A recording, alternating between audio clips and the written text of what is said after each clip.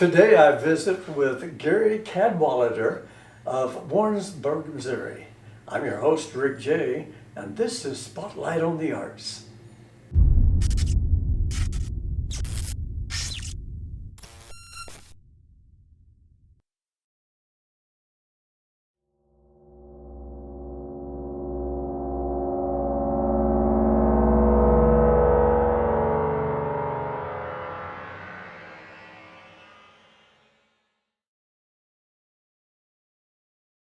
To you from the studio of Gary Cadwallader in Warrensburg, Missouri.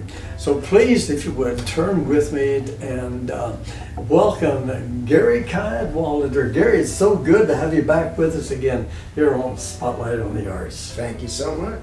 Yes. Well, you know, he was with us last November the 10th of 2020, right in the middle of that old COVID thing going on, as we could call it. And you spoke of a project that you were working on and promised to bring us up to date on that project at the completion or some close to that time frame. So I'd like to turn it over to you and ask you to share with us the exciting project that we see behind us and in its finished state. So Gary, let us know how this project come about for those that wasn't with us on November 10th. Okay, well, I'm part of a group from Kansas City called Artist Inc., INC, like Incorporated. I see.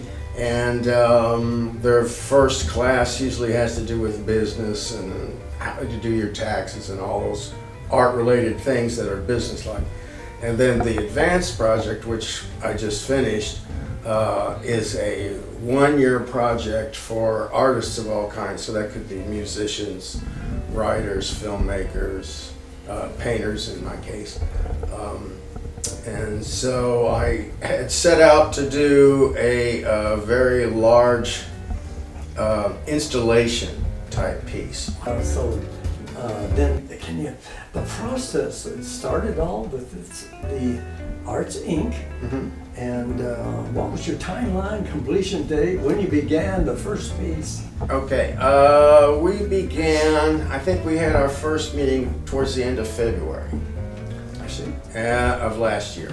And then, then of course March 2020, along comes COVID and threw everybody's timeline off, but I still was able to finish 5 panels. I had projected I would do 8, but it just turned out that 5 I was pretty much finished anyway. So I see. In this case, the panels are 6 feet tall, 4 feet wide, so 6 by 20 feet when it's flat. Right. But then I put it on these bases so that we can show it in a semicircle. And you're going to give us a descriptive of the pieces Mm-hmm. in a few moments. Well, it's the basic theme and message that they represent. Overall, then you'll describe all those pieces. Okay. So overall, what was your theme? That's a good question. It was just things that I really liked and wanted to paint.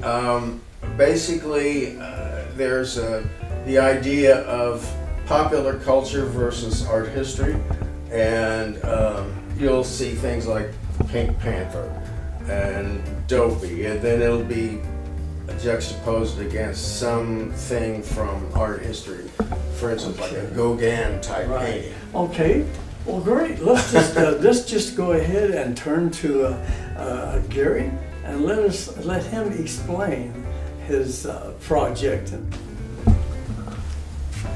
Okay, here's this big project, and I worked from left to right, and so this was the first panel, and it has, as I mentioned, some pop culture. There's the Pink Panther.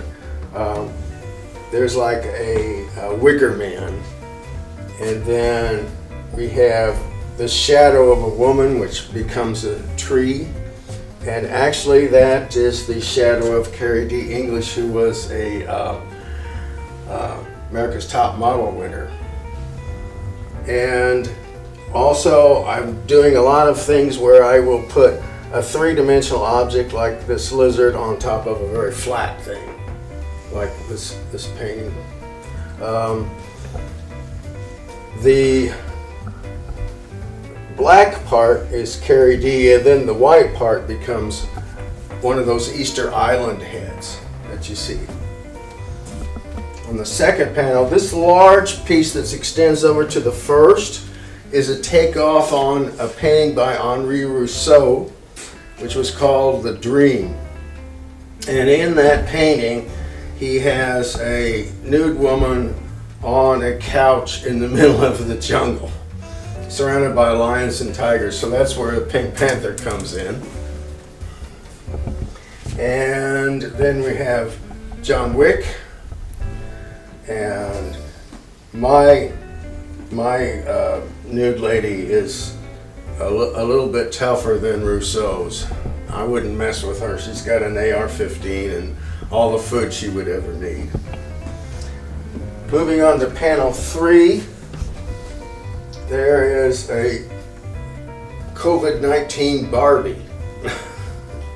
And then we have, this is the grimace, the face that Miley Cyrus made on the cover of Rolling Stone last year. And I liked it so much that I had to take that whole face. There's also, this is probably hard to see, but there's a chameleon in here and some other crazy things. When we move to panel 4, we've got Picasso. This one gets to be more art historical here. This is my version of a Gauguin painting. And then there's Gauguin himself without any pants, because he was sharing a studio in like 1890s with the guy that painted this, Alphonse Mucha. And they were sharing a studio. Gauguin didn't have any money. Mucha had all the money. So one day he took this picture, and it's a famous photograph of Gauguin playing the harmonium without any pants on. And those are just things that I wanted to throw in there that I really like. And finally, when we come to the last panel, this is a takeoff on Botticelli, who did The Birth of Venus in the Renaissance. And in that painting, Venus is riding on a half of a seashell, and I made her more modern, and so my model has tattoos and she has pets, and because she's a goddess, an American goddess gets an Oscar rather than a title. And also then down here is Dopey, which represents me, because I like the painting Persephone that's in the Nelson Gallery by Thomas Hart Benton, where there's an old codger looking over a tree at a nude young lady. And even though I'm an old codger, I would rather be known as Dopey. So that's it. Well, Gary, that was a great presentation, explanation. Fantastic, awesome, however you want to describe it at work. It really brings you into every one of the paintings. It's like seeing a mini movie along those lines. What's your plans for this exhibition now for year 21, 22? Okay, well this took most of a year, let's say 8 months, and I thought that I would continue with that, and I'm going to do another one, and this one's going to be bigger. I've already bought the first canvas. It'll be 7 feet tall, and I'm going to make a room that's going to be 40 feet around, so we'll show it in a circle. Oh, excellent. And there's a painting on the far wall that we'll show you later that's kind of jungle-like. Mm-hmm. So imagine that you walked into a room and it looks like Hawaii or a Hawaiian jungle or a tropical jungle of some kind. So it'll completely surround you. Oh, excellent. So we look forward to that. Now, we spoke of the COVID-19. Mm-hmm. It's right in more or less the tail end of one of the the strains, I guess you could call them, and we're predicting more and possibly how we're going to deal with that. So how was COVID-19 during that period of time and continuing on? How was that for you the last year or so? Well, the first thing that happened was I had a solo show in Poplar Bluff, and it ran for about a week, and then the whole state shut down. Yes. So that kind of killed that. Right.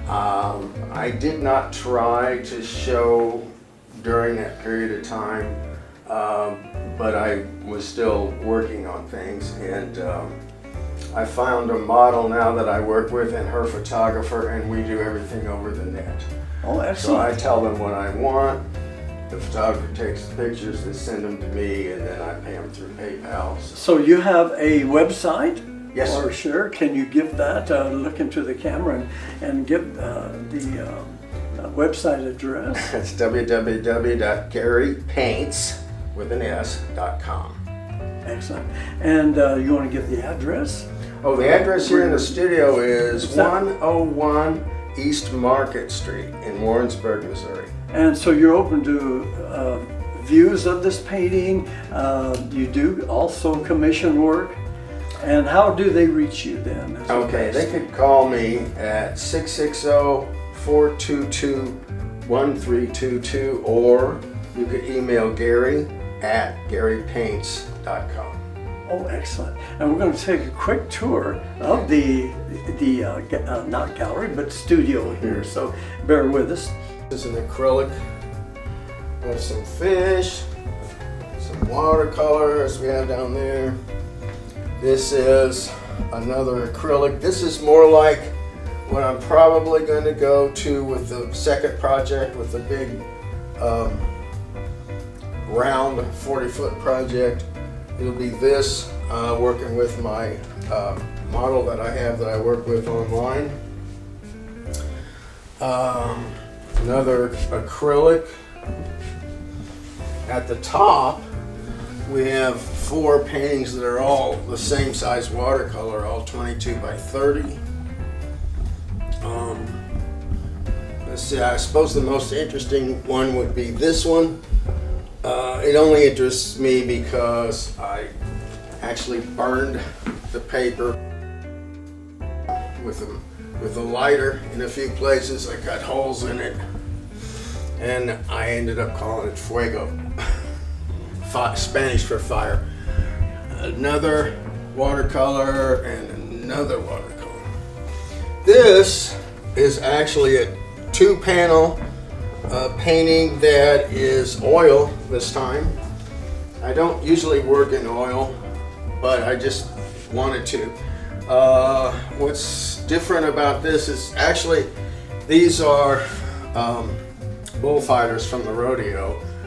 But what I did was I wanted to make it as interesting as some of the Renaissance paintings were, and they were typically religious. So what I've done is you've got 13 figures in here, and one of them doesn't have a gold hat or a halo. So you can imagine who that is. Jesus, or in this case Jesus, is back there with his own halo, and he's going to ride a bull called El Diablo. Now the idea was that I would make it like a Renaissance painting, and so typically one of the tropes that you see in a Renaissance painting is some guy pointing towards the center. Let's see what else. A lot of times Michelangelo and all those guys wanted to put themselves in the painting somewhere, so this little fat boy here, if you can imagine that, is me. I'm Gary Cadwallader. Thank you very much for watching, and I want to thank Rick J. and Spotlight for the Arts for having me today.